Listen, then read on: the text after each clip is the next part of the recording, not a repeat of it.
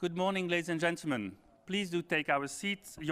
We're going to start this COP23 UNFCCC side event of ICLEI.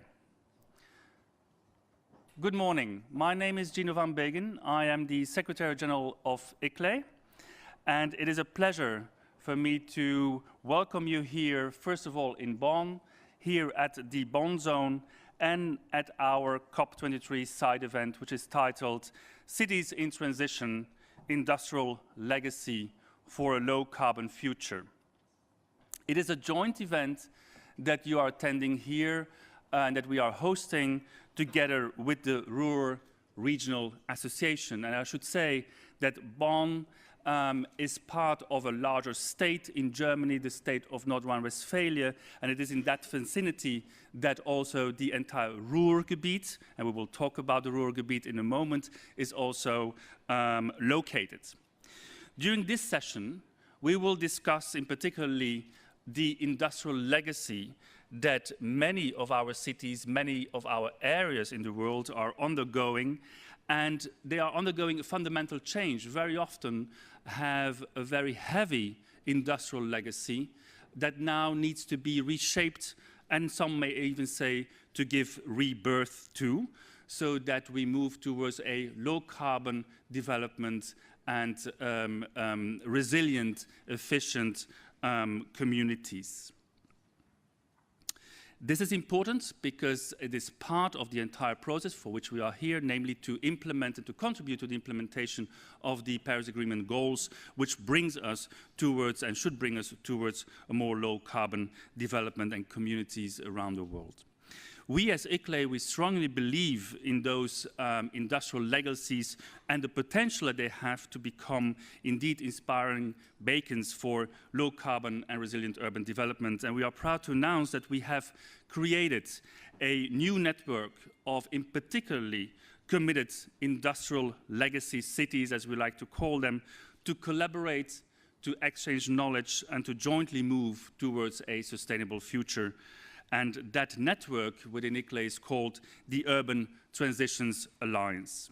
We have invited our very first members to join us here at this side event, and a number of them will be here at this event, but also throughout the next days. And as you may know, we are organizing also a large summit of local and regional leaders on Sunday, and many more of those cities will be joining us there as well. We have had, in advance to this meeting here, we have had intensive talks during a conference and meeting in the Ruhrgebiet at the Twins Cities in Climate Change conference at the city of Essen. And I should say here the city of Essen has been nominated and awarded with the award of European Green Capital.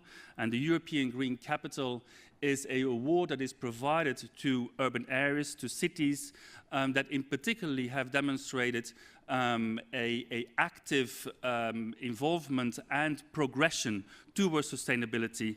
And we are very proud that the city of Essen carries this award for the entire year 2017.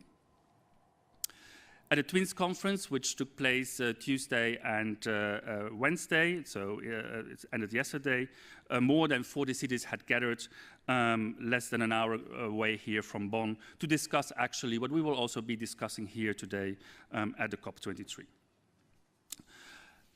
I would like to ask the speakers to join me now here at the stage, and first of all I would like to call upon Mr. William Peduto, the mayor of the city of Pittsburgh. Welcome, sir.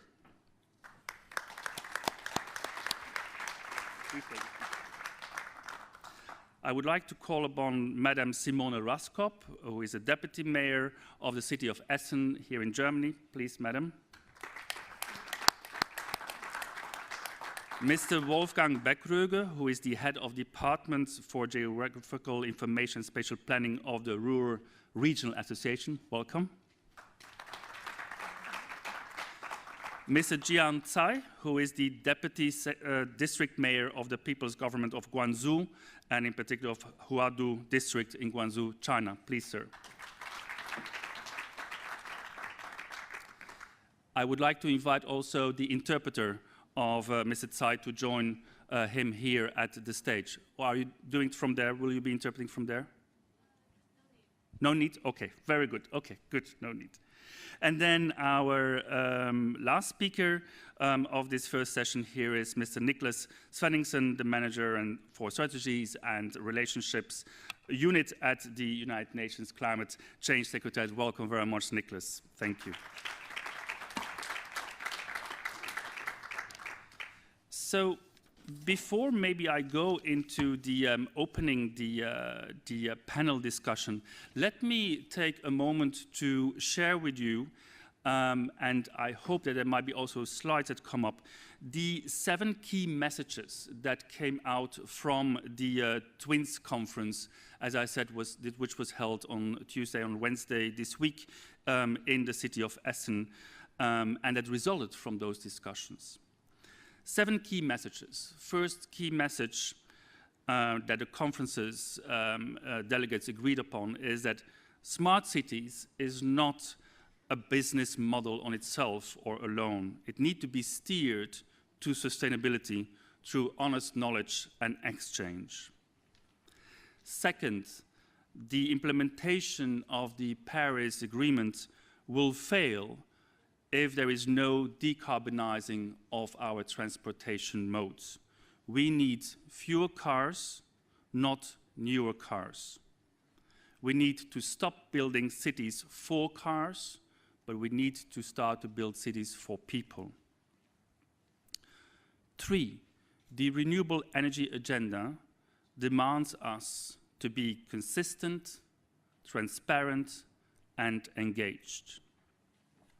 4, we should stop asking why we should build green buildings or what value they bring, but how every green building can build in a sustainable way to improve the lives of the citizens that live, work, and learn in them. 5, our public authorities should be role models by internalizing the social and environmental costs when doing public procurement. 6, to make circular economy work, we need to enforce the goals of the Paris Agreement and the Sustainable Development Goals at the urban level. And 7, it is green infrastructure that is and should be our strategic planning approach for adaptation and resilience. So, I would like to ask Nicholas, Mr. Svenningsson, manager of the Strategy and Relationships Management Unit at the UNFCCC Secretariat, to give short comments on these messages and maybe also, if it is possible, to give an impression of the relevance that you think these messages that our delegates in Essen have come through for the discussions here at COP23 in Bonn. Please, sir, and you have a microphone there. Okay. Thank you very much. Good morning, everybody. Still good morning for another 15 minutes. It's really a pleasure to be here. Thank you for inviting me, and thank you for giving me the opportunity to comment on this. The development of cities is something that is dear to my heart, both professionally and personally. One observation, and I think everybody knows, is that cities are, of course, front and center when it comes to climate change and climate action. So large part of our activities, of our lives, of our activities are happening in cities. And one thing that comes to mind on these 7 recommendations is that none of them are actually only addressing climate. They are addressing safety, comfort, livability, cost efficiency, health, and so on. Which is good, because climate change is not a lone agenda on the world politics. It's part of the 70 Sustainable Development Goals. Some 30 years ago, I was a student, a civil engineering student myself, and part of my education was on city planning. And at that time, what you learned was that you should try to separate road traffic from areas where people live. So at that time, you already started to have some thinking about that cities had to work both for the economy and for the people there. But there was so much that was not there. We didn't have internet, we didn't have thinking about renewable energy or online services or waste recycling or carpooling or shared economy or anything like this. So the world has changed tremendously because those are issues that are related to these 7 recommendations. And I believe really that we are in a better position today than we have been for many, many years, just because we do have all these tools and approaches today that we didn't have 30 years ago. In my life, I've had the privilege of living a little bit here and there on the globe. I lived for a couple of years also in Bangkok, before the SkyTrain was built, before the subway was built, which is an example of a city in relation to recommendation on decarbonizing transport and actually moving away from cars. If you have a city that is built from cars, you have to have a car. And if you have a car, you need to have a city that is built from cars. But because there was a conscious policy decision to change this over to something different, to have more public transport, you've seen a very different kind of city if you go to Bangkok today than it was maybe 10, 15 years ago. Now I live here in Bonn, which is a totally different city. I still own a car. I virtually never use it because I can go by public transport or bike or walk everywhere. And that is something that I appreciate tremendously. So things are changing over time. And it's the same thing with green buildings, which is another recommendation here.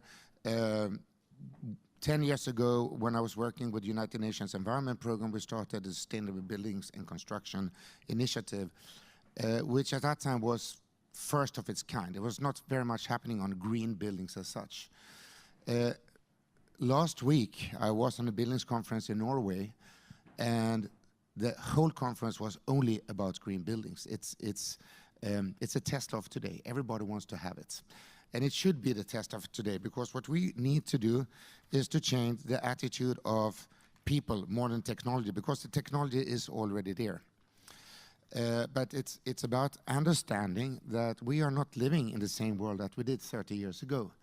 And that we have a unique position now to integrate our lives, our comfortable, safe, secure lives with the Sustainable Development Agenda. It is absolutely possible to do that. The one thing that is unique for cities is that you cannot take a decision today and it will happen tomorrow. The decisions we take today will have impact for the next 30, 40, 50 years. So it really starts with some good insights from the policymakers at city level saying, this is where we're going to go with our cities and this is how we're going to go. And that's also why I think that this initiative that you have started now with the Twins Conference and the work that ICLEI and other organizations are already doing is so very, very important also for the process that we're going here in UNFCCC. Thank you. Thank you very much, Nicholas. And with that thematic framing that you have just spelled out, I would like to dive into some of the discussions here, and particularly how cities with an industrial legacy try now to move away from the negative impacts of it towards a sustainable future, and in doing that, implementing the Paris Agreement goals, the Sustainable Development Goals. And maybe also what the Transition Alliance can help you with and each other.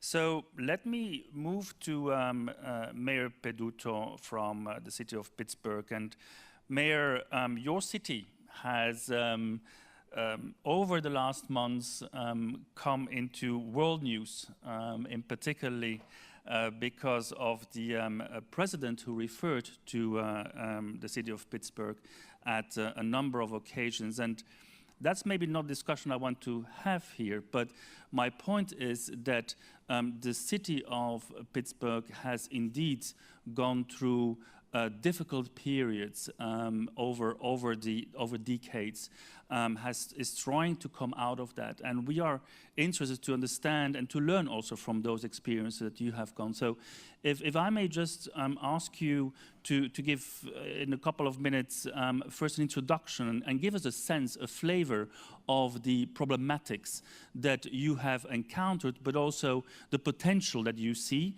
And I would also be interested to know how you can take actually your citizens on that road, on that pathway. I pass you the mic. Thank you. The tweet heard around the world. So there was a reason that I sent that. And the reason is I'm 53 years old. I've lived in the city of Pittsburgh my entire life.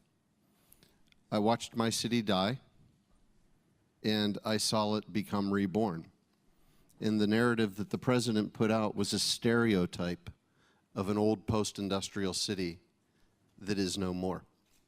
It might be an alliterative to use Pittsburgh and Paris, but it was definitely not proper.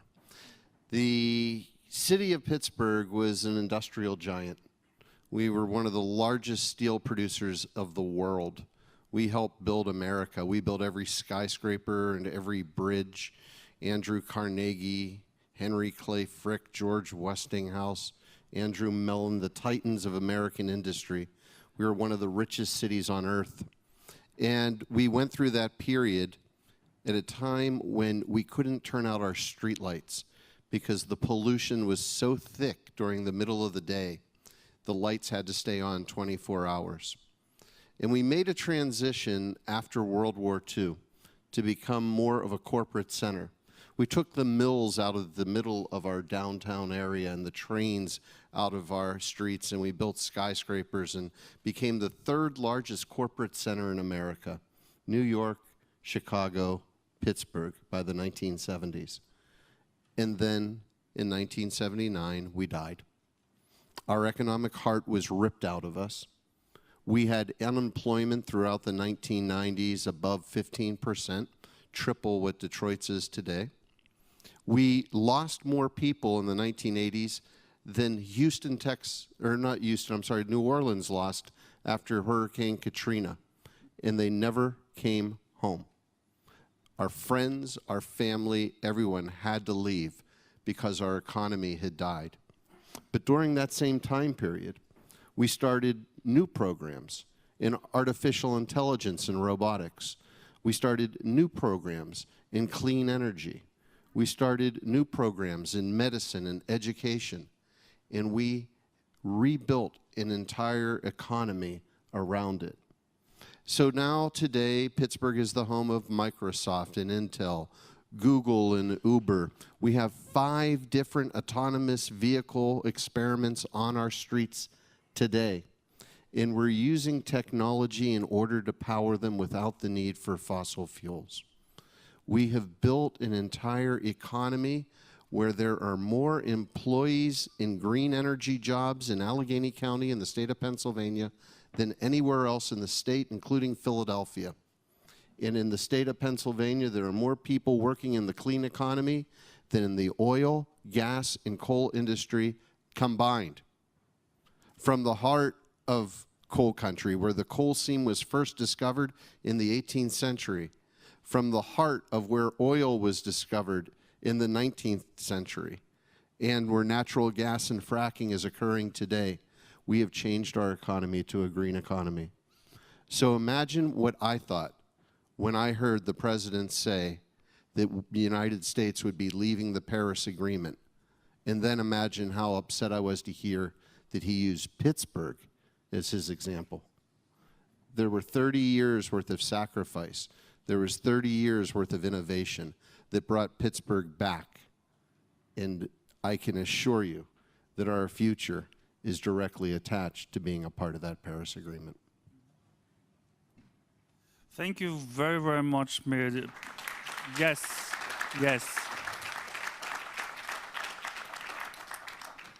Thank you very much for those first comments. I will come back to you because there are a number of points that you raised I would like to hear more about and deepen that a little bit. But let me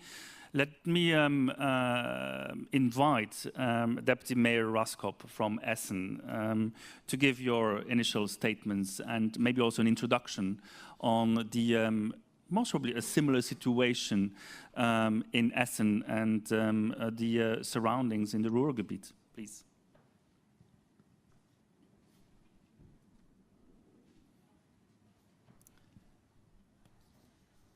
Good morning, ladies and gentlemen. Thank you very much for your invitation. And I think we have a lot of history together between Essen and Pittsburgh. I think we can learn a lot about our past time, but also for our future time.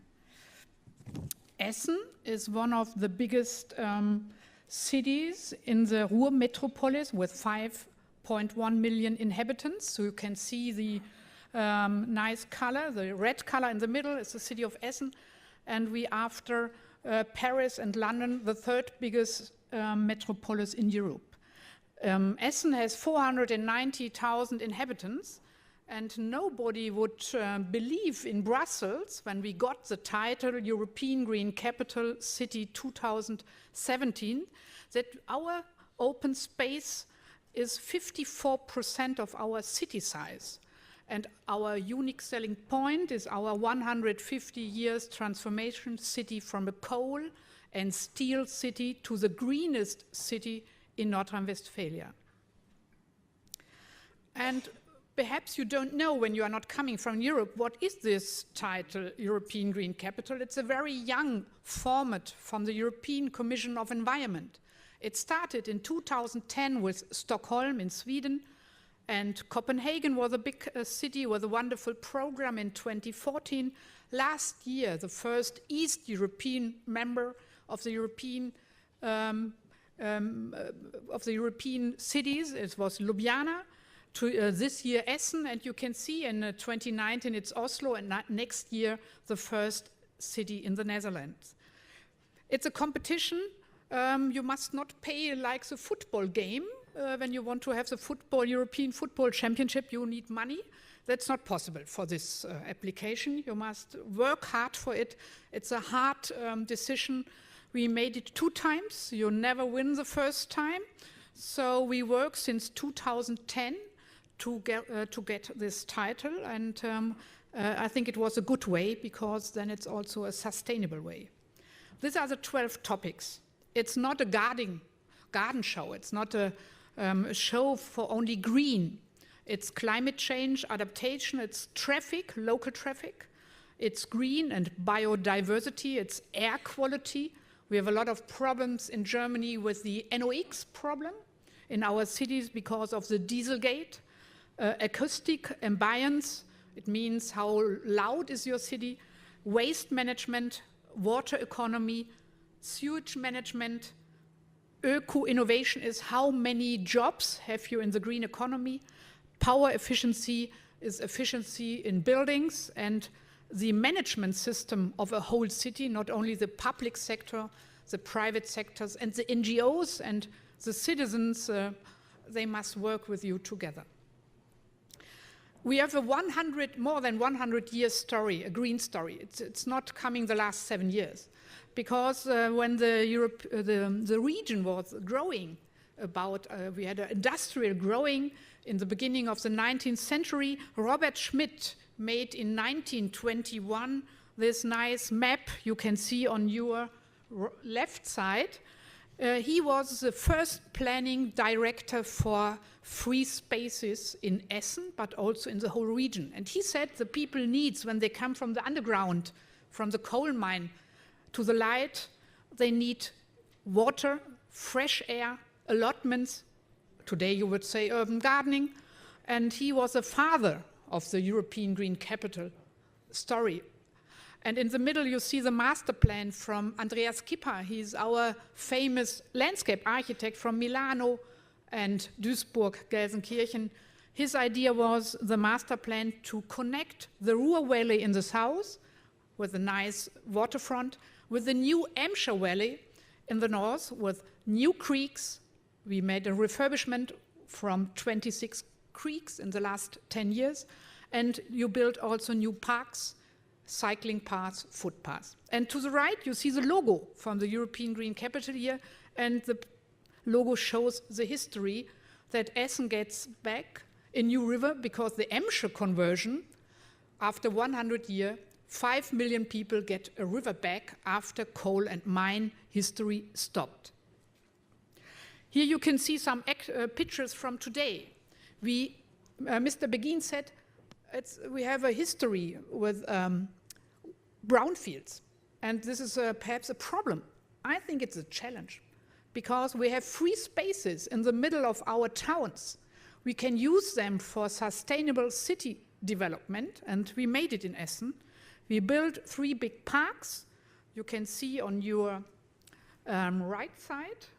No, it's on your left side on the top. You can see a new park, the Krupp Park. It's a Krupp Belt. It's the biggest city development area with 230 hectares. Perhaps you know the Hafen City in Hamburg. It's only 130 hectares. And we can make our city planning process on brownfields. We don't need to go in the landscape, in the forest, in the agriculture. And we build always water, creeks, seas, and also buildings, apartments, and office buildings in these areas.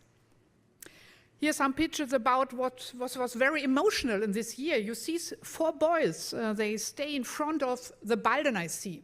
It was not possible to swim more than 43 years in this sea because the Ruhr was standing for the dirtiest river in Europe. And today you can swim inside, and the directive of the European Commission for bathing water we can manage. And electromobility is a picture with our main sponsor Nissan. We managed this year electromobility strategy, a new master plan to make the public, to make a change in our traffic sector, more public transport, more bicycle, more go to foot, and electromobility. Here are our goals. And you can see the little car on the top is our CO2 goal. Minus 40% until 2020, minus 95% 2050 in Essen. Today we are minus 27%. And I think it's really hard to get the last 13% until 2020. But I think when we managed our traffic change, you can see the goal with the 4 times 25% model split under the wonderful small car. We will manage this, then it's possible, and the next very important goal is the refurbishment rate. You cannot show it here, but you can see the little building, the green building, 3% refurbishment rate per year means that all buildings in Essen must refurbished in this rate per year. Our company for the apartments, our municipal company, they have 18,000 apartments. They make it with 3%. But the public buildings, kindergarten, schools, is only 1.1%. And the private buildings, only 1.1%. So we need more money for the refurbishment rate for all buildings in the city. Here you can see the European Green Capital City is a regional project. It's integrated in the Climate Expo from North Rhine-Westphalia in 2022, excuse me. It's integrated in the Emsche conversion. The river, after 100 years, will be refurbished until 2021. And the International Garden Exhibition in the whole region will be in 2027. So we speak from a start in this year in a green decade. So we work the next 10 years very hard to our goals together with the region. And also our networks. For a livable, sustainable future, you need partners. And this Urban Transition Alliance in the Twins Conference in Essen is a small part of this idea to work together also with America, with China, with international networks like Climate Alliance, ICLEI, Eurocities, Covenant of Mayors, we are also a member of this nice network. And so I think let's work together and we will manage it. We don't wait to Mr. Trump. Thank you very much. Thank you, Madam Raskob.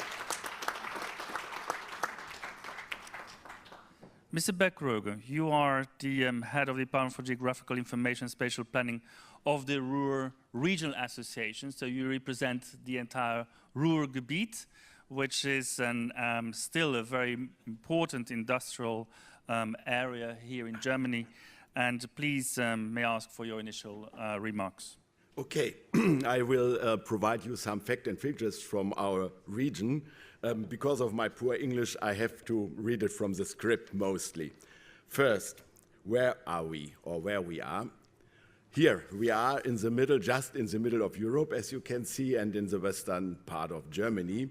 There's the Metropole Ruhr, as Mrs. Raskob you told. This is a bigger association, a bigger region, and this is the region as a whole. You see there are 11 big towns in this region, 4 districts, and altogether there are 53 communities and more than 5 million inhabitants. Our area is about 4.5 thousand square kilometers. Not so very small, but we came from the heavy industrial, we came from steel and coal mainly, and we had the same process behind us as Pittsburgh, for example. And the regional association Ruhr is responsible for this task I put here on the chart. The main tasks are regional planning, urban planning and development plans, and landscape, park and cultural heritage. Very much about green. Protection of green areas for a balanced ecosystem is also one of our main tasks. And one of the tasks I will deal with today is the last one. It's urban climate, climate change, and renewable energies. So now a very, very, very short summary of this structural change in our region. It's only one chart. And here you see it. I think it could be very similar as in Pittsburgh when you see the development of industrial and services in the last decades, from the beginning of the last century of 1960 to 2004. You see we have a steep decline in industrial jobs and increase in services, and that's, I think, it's a good chart to show how the development in our region was in the last decades and where we are now. We are not at the end of this trend, of this structural change, but I think we manage it very well up to now. But now we have another challenge on the top of this, and this challenge is how to deal with climate change.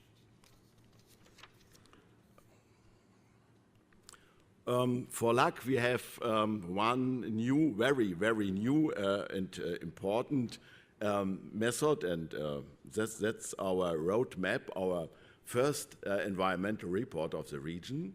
And this is so new. We made it 2 weeks or 3 weeks ago.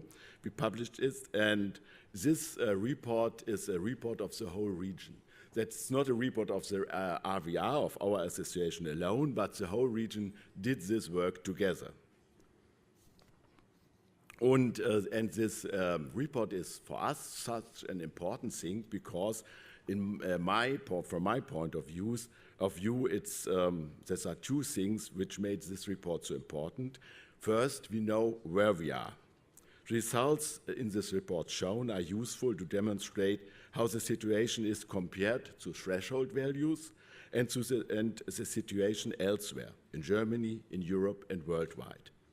Now we know where we stand, where we are, and how the situation is in the whole region, not only in one town, but for the whole region. But even more important from my point of view is the fact that we together made goals for the development in the next years, for the future. And all together we made these goals, not only one town, not only the regional association, but so we made as a region this goal together. And that means these goals are an agreement of all big cities and all the districts in our region, and they will be our roadmap to a more sustainable future. It's not so easy to achieve these goals.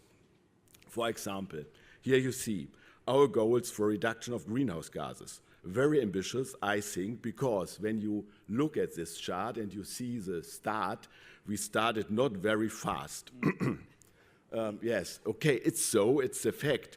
And we have very ambitious aims, and yes, now we are on the road to achieve these aims, and I hope we can. You see very good examples from Essen, and we have more very good examples in the region as a whole, but I hope we achieve our aims in 2040, 2050, and I'm not so sure that we achieve the proposal for 2050, 80 to 95% less greenhouse gases than today. Next example, renewable energies. This nearly, the same figure. We see where we started is in 2012 when the environmental report was made, or the data collecting was made. We have a very, very low rate of renewable energies compared to the total energy consumption, about 5%.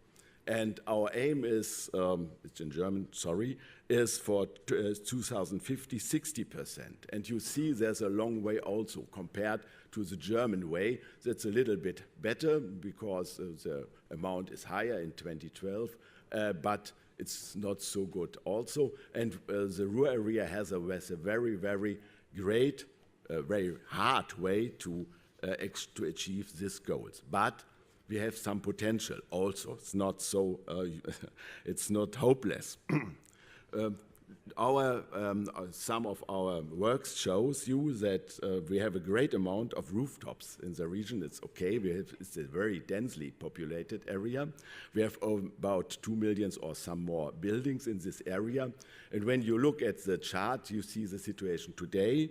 About 11% from the total consumption of energy for living is made by renewable energy, but we have the potential to be very much better in this field. If you see on the right hand tomorrow with a question mark, you see that we have the potential mostly with photovoltaic, with the sun energy, and this mostly on the rooftops and some in the free spaces, and that's encouraging for the future to work on this field and to make to get this potential for the region, to make it free for the region. So now where are we? That's in very short and a brief overview the results of our environmental report. You see sun, you see cloud, and you see thunderstorms. These are indicators for the situation now and in the future development. The environmental report is not a report for the situation only now, today, but it tries to make a forecast for the future, how the way will be in future. And if sun is shining, all is fine. And you see this is the fact for the case for environmental economy. There's no problem. We have a lot of jobs in this economy, and it's for the future very encouraging. We have some clouds, some sun for other facts of our environmental report. That's air pollution, that's the fine dusts, PM10 and PM2.5.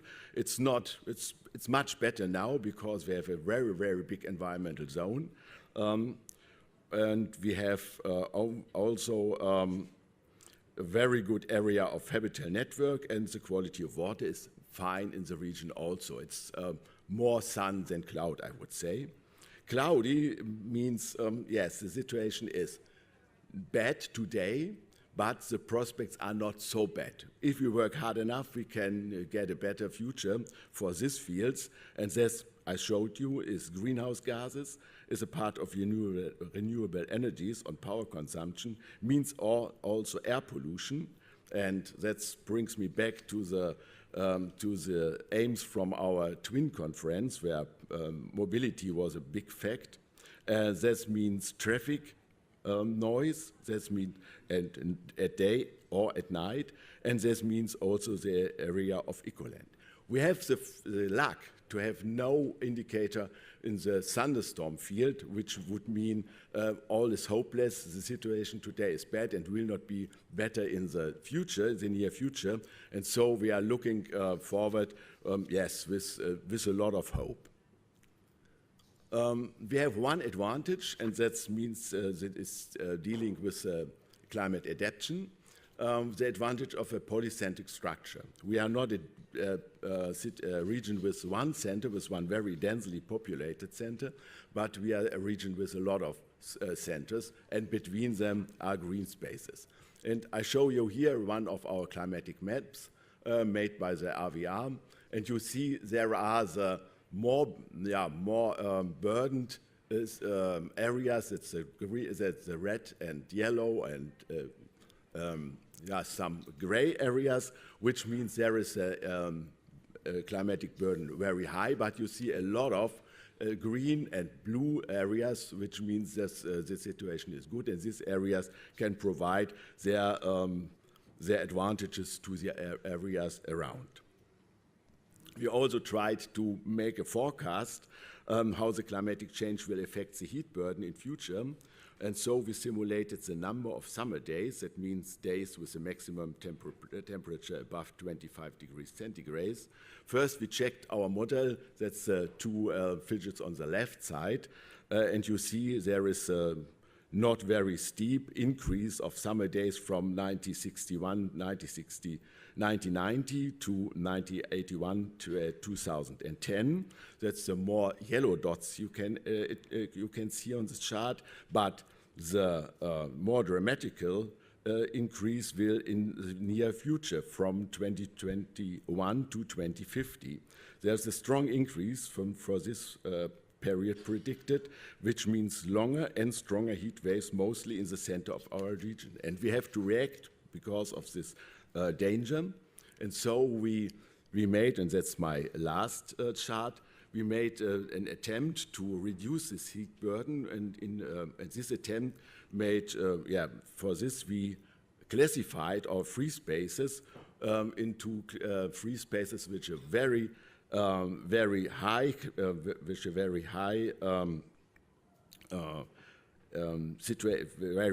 are very good to reduce the heat islands. That's the dark blue areas, and you see these dark blue areas of green belts are mostly in the center of our region, and so we have the possibility to reduce the climatic burden, the heat burden in the center of the region, of the Ruhr area, by this a lot of green belts we have there, and they will still be there in the near future, and they will be preserved by regional planning. Thank you very much. Thank you, Mr. Beckröge. Thank you very much for presenting us the results of your latest report. Mr. Tsai, Deputy District Mayor of the Huadu District of the People's Government of Guangzhou in China. Please, Mr. Tsai, for your initial remarks.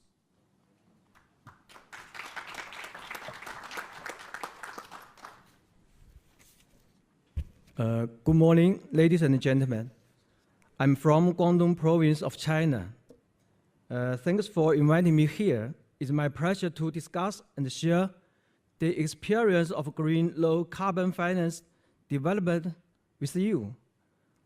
Climate change is related to the human survival and sustainable development, being the significant topic in the world. China has been taking an active part in dealing with climate change, promoting the ecological civilization and the green cycle low carbon development. In June of this year, China decided to establish 5 pilot zones of green finance reform and innovation to fulfill the commitments of Paris Agreement. And Guangzhou Huadu is one pilot zone among others. At present, as a role of first mover, Huadu is devoted to building a demonstration zone for coordinated development of green finance and industry, a new cooperation platform of Guangdong, Hong Kong, Macau, Greater Bay Area, boosting the development of the Belt and Road by taking reform and innovation as the main line, the transformation and upgrading of service entity economy as guidance, innovating green finance products and services, making a good use of green finance into green industry. First of all, innovating system, introduce series of policies to support green finance and industry development, encouraging green finance business. Secondly, innovating green financial products and services, such as green bonds, green funds, green insurance, green credits, broaden the financing channels of green enterprises, and lead the investment to green industry. Thirdly, promoting the agglomeration development of green finance institutions, build the green finance street, green finance town, forming a green finance headquarters cluster. Moreover, building a representative area where green finance could support green industry where there will be a rapid development of high-tech industries like electronic information, new materials, and the advanced manufacturing industries like new energy vehicles, intelligent equipment, robots as well. Finally, building the prevention and resolution system of green finance. We will establish green finance compensation mechanism, comprehensively set up a green finance risk prevention system, strengthen and improve green supervision. Leaders and guests, Huadu will still firmly practice the concept of lucid waters and lush mountains are invaluable assets.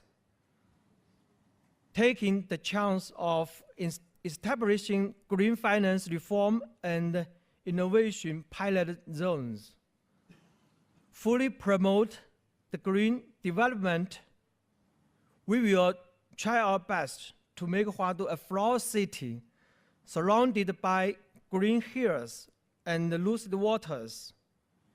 We wish more people to know Huadu and the pilot zone of green finance reform and innovation.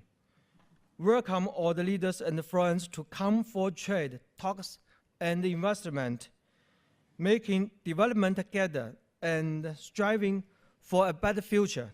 Thank you very much. Thank you, Mr. Tsai. Deputy District Mayor of Huaidu District in Guangzhou. And then I would like to ask our last speaker, Nicholas Fennessing again, Manager of the Strategy and Relationships Unit here of the UNFCCC Secretariat, to give your remarks. Please, Nicholas. Well, thank you so very much. I wanted to say a few words about why we are here. This is a conference of the parties, the 23rd time that are meeting. If you go to back 20 years, conference of the parties number 3 or number 4 or number 5, you would really only have negotiators in the room. And I would really only negotiate about trying to get together this beautiful global climate agreement. Nobody knew at this time that it's going to take more than 20 years to achieve that. But 2 years ago, we achieved that. We achieved the Paris Agreement, a blueprint for a world where climate change does not exceed dangerous levels, where temperature rise on average will be below 2 degrees, maybe 1.5 degrees if we're lucky. As you may know, we have 2 zones in this conference. We have the Bula zone, a kilometer from here, where all negotiations are taking place. And we have the Bonn zone here, where we are, where everything else is taking place. And what is significant with this conference as compared to previous conferences is that this zone, this part of COP, has grown tremendously since Paris. And it really reflects that we are not any longer looking for a global agreement. We have the global agreement. We are looking for implementation. The negotiations that are going on in Bula are to develop the rule book, the detailed rule book for how to implement the different principles that were agreed in Paris 2 years ago. And the idea is that by next conference, COP24, which will be in Poland, we will have that rule book. It may take a little bit longer in a few cases, but we will certainly have that rule book. And then it's up to us to implement it. And when I'm saying us, I mean all of us. UNFC is also changing its focus a little bit and looking more to see how can we support cities, private sector, civil society to support implementation. Governments have the responsibility to provide the framework, the rules, the guidance to enable implementation. But we all know that the real work will have to happen on the ground level where we are, all of us. Over the next 5 days, we are going to have something we call the Global Climate Action Days. The Global Climate Action Days are trying to do exactly this. It's trying to bring together the major initiatives in different sectors, energy, transport, forestry, agriculture, oceans, but also local communities and cities, to discuss and generate recommendation about what is needed from the national governments and from other policymakers to help really implement the Paris Agreement. We will have more than 120 meetings over 5 days. They're going to be here. I believe that the Cities Day is going to be on Saturday, so I hope you all are still here and have an opportunity to participate in that. There's also a cities theme that ICLEI is organizing on local leadership on Sunday, so a lot of things happening in relation to cities here. So that is what we're trying to do from UNFC. But what does it really take to achieve this change? And I believe there are a couple of different things here. I mean, first of all, understanding and awareness is important, and I do believe that we have achieved that. I think there is understanding that the Earth is not flat and that climate change is real. It's something that not even the most presidential Twitter is going to change. And we see a momentum across all sectors of society, all stakeholders that are gearing up to implement this agreement that we have. The second thing we need to know is that resistance is normal. I mentioned earlier that I lived in Bangkok, that they built a sky train, which made that city so much easier to move in. Before the SkyTrain was there, it could take 5 hours to go 1 kilometer on a bad day in your car. And when the SkyTrain was introduced, even if the conditions were so terrible for the people who are bound by the cars, they still didn't want the SkyTrain. They felt that this is something new. It's my status, my car. I'm going to lose it. The SkyTrain is maybe dangerous. What do I know? And the first year, indeed, there were not so many passengers. But if you go to Bangkok today, it's really, really packed on the SkyTrain, and it is a beautiful solution. So I believe that resistance is normal, it is to be expected, and it can and should be overcome. It's just not give up. Thirdly, I also believe that change is something that is quite attractive. Everybody wants a new Tesla, a new iPhone, a new laptop, a green building, sustainable transport, to live in the park, close to the sea, close to breathe fresh air. And I think that is part of the recipe here. It's not only to do the right thing, but to communicate about the vision of how a smart city in the future is going to look like. And fourthly, as I said already, policies are important and change takes time. Smart cities do not only happen, they are planned. They are visionary leaders, policymakers, city leaders, and citizens that come together and paint a picture of what they like their city or their area to look like. And they identify what needs to be done, and they do it. And we see it all over.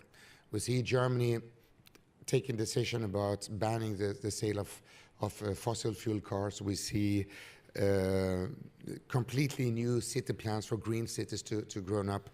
And even if most of the cities we have today are the cities we're going to have tomorrow, the new cities that are being planned today always come with a very strong sustainability component. So, bringing us back here to COP, our policymakers, our negotiators, they need to hear from you what you need to be able to do your part of the Paris Agreement. So I very much look forward to hear this year and in the coming years what your learnings are, what your best practices are, and what your recommendations are. Thank you. Thank you very much, Nicholas Svenningsson. Thank you very much, Nicholas, also to remind us that we are here at COP23. It is absolutely true. This is the area, the moment where countries, where national negotiators are discussing, indeed not anymore how on what we can agree, because we have an agreement, but how can we actually implement it. Our guests that we have here, both from Pittsburgh, from Huadu district, Guangzhou, and from Essen and the Ruhr gebiet, are all members of our Urban Transition Alliance. They commit and agree to work with each other to share, in particularly, experiences and exchange models for the future between themselves. And I would like to take, before I give an opportunity also to the floor to make comments and questions, I would just like to take a moment to deepen a little bit of that discussion of what we heard here also from you. So, Mayor Peduto for Pittsburgh, and when you hear Huadu district or our colleagues here from Essen and from the Ruhr gebiet, what is it that you think you can, where do you see similarities maybe first of all, and what is it that you would like to ask our colleagues to learn maybe from, to potentially also bring into your area, and that is a contribution to the goals of the Paris Agreement. So maybe also here we heard that Essen and the Ruhrgebiet, they are struggling nonetheless to move very fast. I mean, we saw your targets in terms of achieving renewable energy. You are on a good track, but it is not an easy task, and it takes time. What is it for you? What can you take from that back home to Pittsburgh? I'm going to take that duck back home. No. We all speak the same language. It doesn't matter if you're from Asia, from Europe, from North America. We all see the same problems. We see the magnitude in post-industrial areas greater than in other areas. We see it within older communities and the challenges that are there. And we look for commonality in how we approach solutions. I think, I was one of the nearly 500 mayors that were at COP21 in Paris. It was the largest gathering of mayors in Earth's history. And it was that change from this is a federal problem that needs to be solved on a national level to the tools to get it done are actually in the hands of those who work in cities. And instead of looking at common solutions through green infrastructure, smart technology, conversion to electric with vehicles, I look more along the bigger goals, that if cities and regions begin to set their own 2023 goal, their own 2030 goal, their own 2050 goal, we have a better chance of being able to hit the goals of this earth than if our national capitals are to say we're going to do it. Because at the end of the day, the places that own the solutions are cities and regions. And that commonality knows no politics. But there's another part of it that is political. Because as you look around the globe today, there is a nationalistic movement. It's happening in the Middle East. We saw it with Brexit. We saw it with the election in the United States. We saw it with France. We saw some of it happening in Germany. And those that are most disinfected, the ones that feel most isolated from their government, are the ones that were part of the old economy that don't see any hope in the change that we're talking about. Why is that, do you think? Because they see all of this change occurring, but their life is not better, it's worse. They used to have the job in the factory. They used to have the job in the mine, and all they hear about is how we're going to take the last parts of that, and their backs are against the wall. In those areas, if we can incorporate a sense of hope to them, if we can say that in our countries, we will put together Marshall plans, and General Marshall was from Western Pennsylvania. Marshall plans that will invest in renewable energy, where the turbines to build the wind turbine are going to be produced, and the research to make it more effective, that the batteries that will be powering the automobiles of the future, where we have a history of making things, and we can make them feel like they're a part of that future, because now there's economic hope to them. We can also change not only our own national politics, but world politics, into understanding those that are opposing it will then be a part of the solution. So that's what I hear when I hear these conversations, that it is exactly the same in each of our countries. That commonality, that isolation, that innovation, that opportunity, and it is in the post-industrial areas of our nations where that change has the best opportunity to change not only the environment and the economy, but also the idea that we're all on one big spinning rock out in space, and we better learn to work together. Thank you. Madam Raskob, please. Madam Raskob, I mean, I think for Essen, this is very similar. What do you do, what have you done, what have the leadership done in Essen since the 90s to bring people to include people into the green economy, because that is basically what we are talking about, to ensure that this transitioning is benefiting all of the citizens. And surely it is not happening at the same time for everyone. And there might be citizens that feel that they are left behind, which may induce the reactions that you were talking about, Mayor.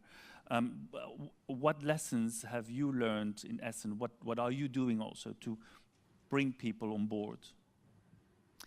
Yes, I think we have the century of the cities, and together we are very strong. And in the Metropolis Ruhr, we work more than 100 years together.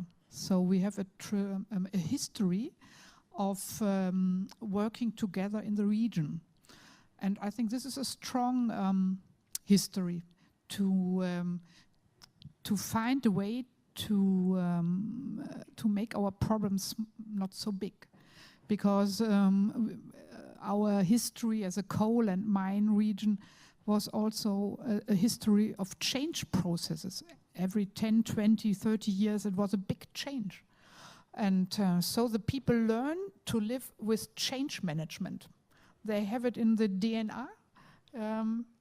They have a competence. But you need to accompany this as leaders. It is not just, you cannot have that going on itself.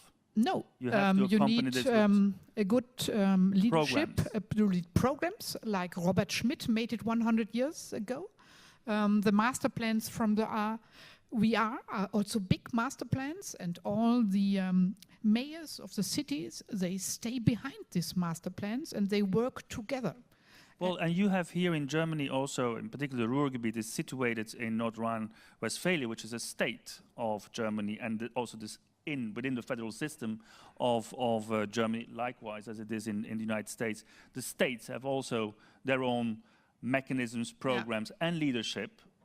Do you benefit from this, or is it rather difficult? Is it a frame, or is it a motor, a driver to help you move? It depends on the federal state government. I'm sure. It changes always. We have a change in the middle of the year in the federal state of North Rhine-Westphalia, so the new government must work together with the city governments, but it works. And the next is the national government. We had an election in September in Germany, and they sit in Berlin and they make negotiations about climate change and climate. And we hope that... That's a little bit similar to Pittsburgh and DC, no? Washington, DC. Yes. So I think it's necessary that also the new government, that is our hope, that the new government in Berlin will work hard for our goals, for CO2 goals. And the big discussion in North Rhine-Westphalia is the coal industry, Braunkohle. I don't know the English word for Braunkohle. It's coal in near from here. It's only 30 kilometers away from here. And I think it's really hard what is coming out in Berlin about what we will do with our coal future. And I heard last week that the Green Party was a little bit going down, but I think now the industry made a big public relation this week. A lot of companies like Siemens, big industrial companies, no, we don't need a coal future in Germany. We need a planning security. What is a year when the coal is going away? Because we are planning now for 10, 20, 30 years our investments. And we don't, when you make no good programs in Berlin, then it's bad for our economy future. So I hope that also the COP here in Berlin, here in Bonn, helps to make a little bit more pressure in Berlin, because at the end of the year we must know what is going on. And I hope that the three parties in Berlin make a good program for our goals. But I say also, when they don't make it, we have our own way. We make a bottom approach since 30 years, and we will also survive when other governments doesn't work as fast as we need it. Thank you, Madam Raskob. Mr. Beckröge, do you agree to this? Do you see it similarly for the larger area of the Ruhrgebiet? Yes, but I would... because the coal and the mining is really an issue, and it is definitely on the agenda of the federal government of Germany and the negotiations today. Yes, it's on the agenda today, I would say, but I would say something more to that was Mrs. Raskob said. We need stable frameworks here. That's every change of the government made change of the rules. For example, the wind energy.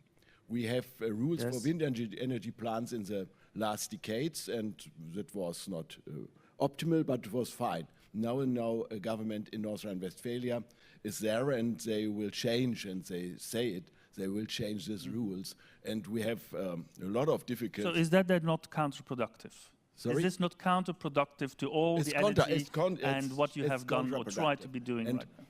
And in the sense of this discussion here, so more people with responsibility as measures, the bigger the mass of these people is working together for the same aim.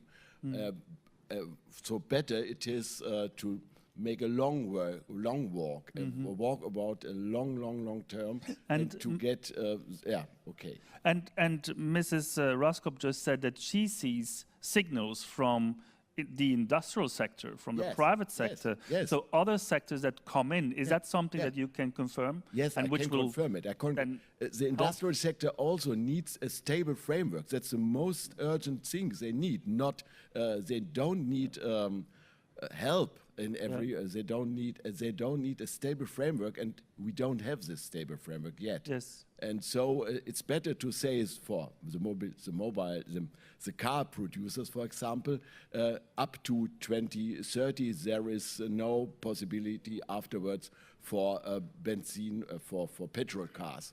Yeah.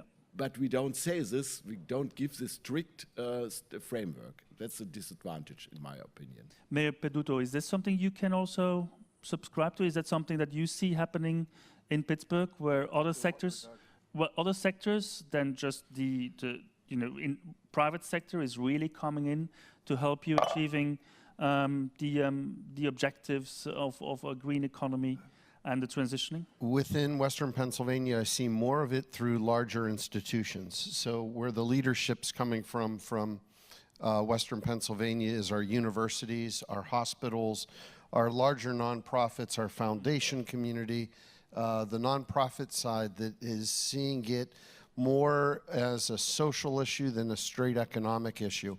Larger companies as well, some of the smaller ones, but not as fast as the innovation and the opportunity is with the nonprofits. Deputy District Mayor Tsai, we are aware of the peaking cities in China. Is that something that you are working on as well in your district? Are you part of that program? Can I speak in Chinese? Please. We have a microphone here. Roman, can you pass on the microphone?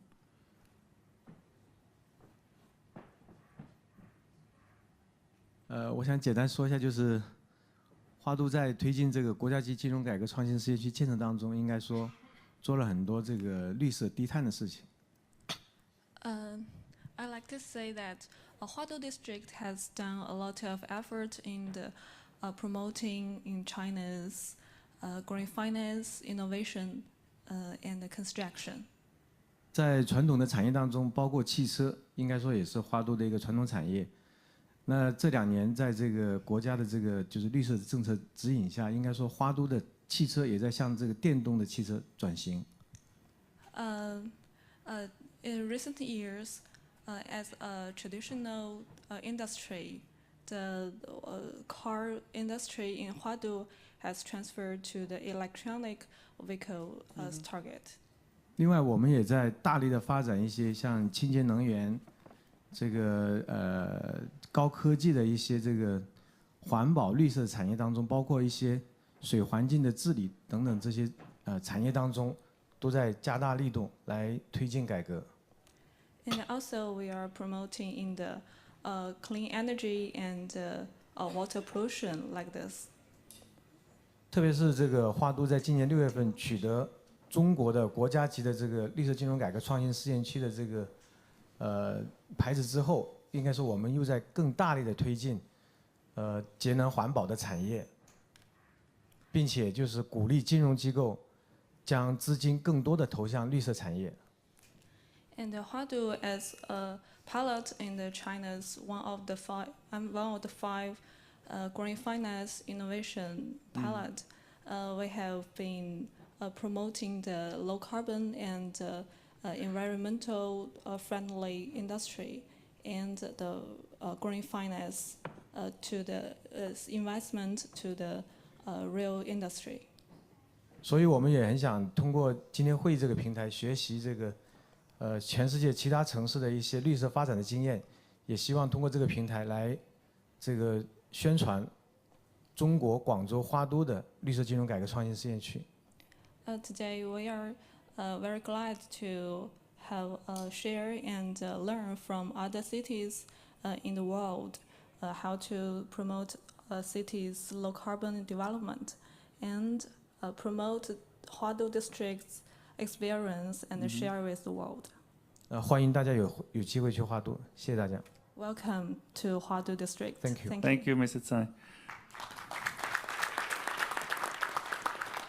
We are coming almost to an end, and I see on the clock we have about 8 minutes left, and I would like to open the discussion also to the floor. And I was told that Mr. Sun, the Principal Communications Officer of the Asian Infrastructure Investment Bank in Beijing in China. Sir, Mr. Sun, you have a comment to make or a question to the group, please. Well, thank you, Secretary General. Yes, it's also a great honor for me to be invited here to attend this workshop. AIB is a new bank born in the 21st century. We regarded ourselves as also a member of the Multilateral Development Bank, which means our financing has a lot of development dimension in it. So from day one, when we were born, we attached great importance to have very high standards in financing our projects, especially in terms of environment and social impact related to our financing project. So we have actually adopted a couple of policies, strategies, trying to apply very high criteria standards in financing projects to make sure that our projects are financially sustainable, environmentally friendly, and socially acceptable. So I'm very much interested in hearing the experiences that you have just shared among the cities, as we are more focused on infrastructure financing, but our current priority is basically on energy, transportation, and urban development. But so I believe that is very much related to the topic today, that you are trying to share experiences, how to transit from cities with industrial legacies to low carbon future. So I'm very much impressed by your presentations. And one question I may ask is that in your efforts to transit your cities into a low carbon society, so how much investment or budget that you have put into this process? I mean, basically, I assume that there will be a lot of public capitals investment in this process, but certainly would also involve a lot of private sector investment or capitals.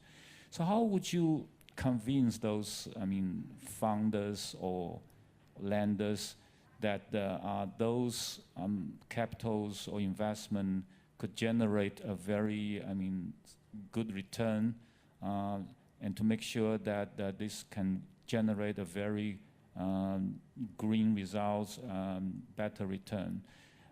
Because this is very much to our future strategy as a bank, making loans on the infrastructure. Because I assume that in your transition period, there will be a lot of infrastructure projects involved, energy consumption, transportation, urban development, a lot of things. So how would you convince those founders that, they can generate good results so that they can borrow money to you for you to do that transition? Thank you very much. Mr. Sun, this is a discussion that requires another 1 hour, but we will try to give some answers. So who would like to take it up? Please. So, Mayor Peduto. Very quickly, and just hitting the surface, 3 key areas. Number 1, crumbling old infrastructure, old 19th century water systems, roadways that need to be modernized as well as improved, not just maintained, but transformed. Number 2, transportation networks, systems of systems. Like I said, we have 5 different companies running autonomous vehicles on our streets right now: Ford, GM, Audi, Volvo, and BMW, in all partnering. But we're working with Carnegie Mellon University to create the next generation of sensors that are able to speak directly to those vehicles. And we have already in place the next generation of traffic signals that can learn and speak to each other. Building a partnership with a learning institution like Carnegie Mellon in transportation, partnering with them on that technology, then taking it to market worldwide. And third, direct energy. No longer waiting for systems in North America to power areas 200 miles away, but as every development is occurring, using different types of energy in order to create direct energy systems. And North America has just started to work with DC power. And in Pittsburgh, we have 2 of the 5 in the United States that are working on direct energy local systems. So, and we're partnering with the University of Pittsburgh on that initiative, creating product to market and opening our city up as an urban laboratory. Thank you very much. Madam Raskob? Perhaps only one figure for the 12 topics of the European Green Capital.